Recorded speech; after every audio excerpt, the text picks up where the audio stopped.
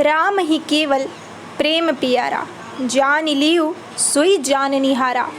अर्थात राम जी इतना खुश किसी भी बात से नहीं होते जितना कि वो प्रेम से होते हैं। जब हम पूरी तरह भगवान के चरणों में समर्पित हो जाते हैं, जब हम सारी चिंताओं को छोड़कर सिर्फ प्रभु के चरणों का आश्रय ले लेते हैं, तो प्रभु हमारी डोर संभाल लेते हैं।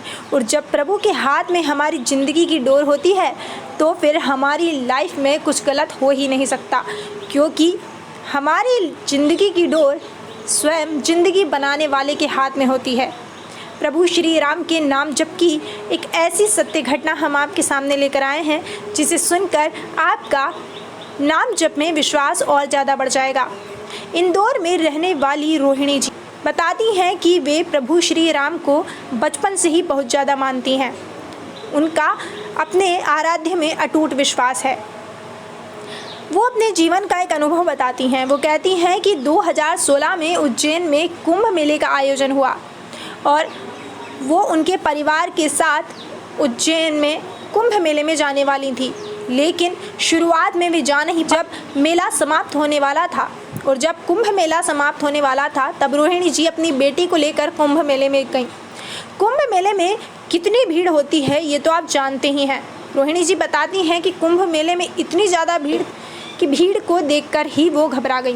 वहाँ पर जाकर उन्होंने महाकाल के दर्शन किए और मेले में सम्मिलित हुई, लेकिन आते समय उनका जिस ट्रेन में रिजर्वेशन था वहाँ पर उनके साथ एक अनुभव हुआ। वे बताती हैं कि आते समय ट्रेन में इतनी ज़्यादा भीड़ थी कि रिजर्वेशन के डिब्बे में चढ़ना भी काफ़ी ज़्यादा मुश्किल था। जैसे तैसे करके वो अपनी बेटी को लेकर ट्रेन के डिब्बे में चढ़ी, लेकिन जब वो रिजर्वेशन के डिब्बे में चढ़ी तो उन्होंने देखा कि वो डिब्बा भीड़ से खचाखच भरा हुआ था और वहाँ पर जो उनकी सीट थी उस पर कुछ लोग बैठे हुए थे।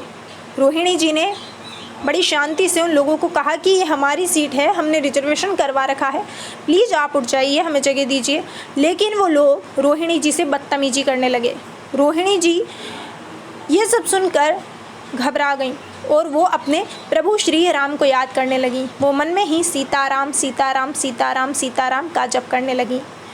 वे बताती हैं कि जब वो प्रभु को याद करने लगी तो भीड़ को चीरते हुए दो नवयुवक, एक गौरवर्ण एक श्यामवर्ण,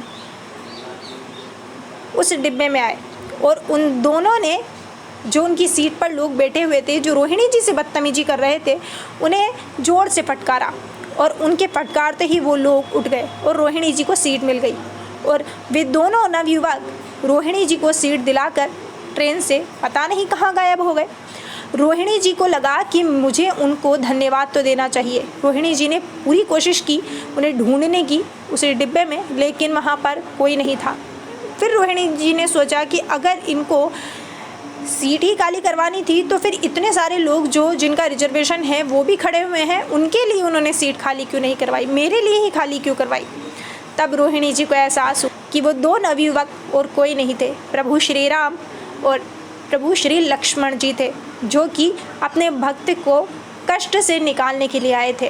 दोस्तों, जब हमारे जीवन में छोटे छोटे कष्ट होते हैं, वो भी प्रभु हमारे जीवन में देख नहीं पाते हैं, तो बड़े कष्ट की तो बात ही क्या, वो बड़े से बड़े कष्ट को भी छोटा करके टाल देते हैं। अर्थात जहाँ तलवार से गर्दन कटने वाली होती है वहाँ पर सिर्फ एक उंगली कटकर रह जाती है, क्योंकि प्रभु कहते हैं कि मैं मेरे भक्त की आंखों में कभी आंसू देख ही नहीं सकता। और एक प्रभु ही ऐसे हैं जो अपने दिए हुए वचन को पूरी तरह से निभाते हैं।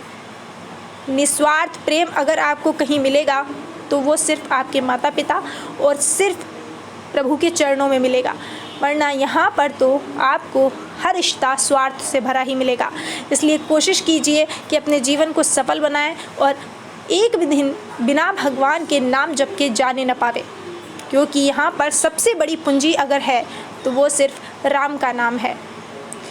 इस वीडियो के ज़रिए हम यही कोशिश करते हैं कि ये वीडियो जहाँ तक पहुँच पाए, बस जो भी हमें सुने वो अपने जीवन में ये नियम बना लें कि उन्हें रोज़ नाम जप करना है, चाहे 10 मिनट चाहे 20 मिनट। एक बार आप शुरू तो कीजिए, फिर तो प्रभु आपका हाथ थाम लेंगे, फिर आपको कोशिश नहीं करनी पड़ेगी, प्रभु खुद स्वयं आपसे नाम जप करवाएंगे। फ़िलहाल बस आज के लिए इतना ही। अगर आपको हमारी वीडियो पसंद आई हो तो प्लीज़ वीडियो को लाइक कीजिए, चैनल को सब्सक्राइब कीजिए और बेल आइकन पर क्लिक कर दीजिए ताकि हमारी आने वाली हर वीडियो का नोटिफिकेशन आपको मिलता रहे।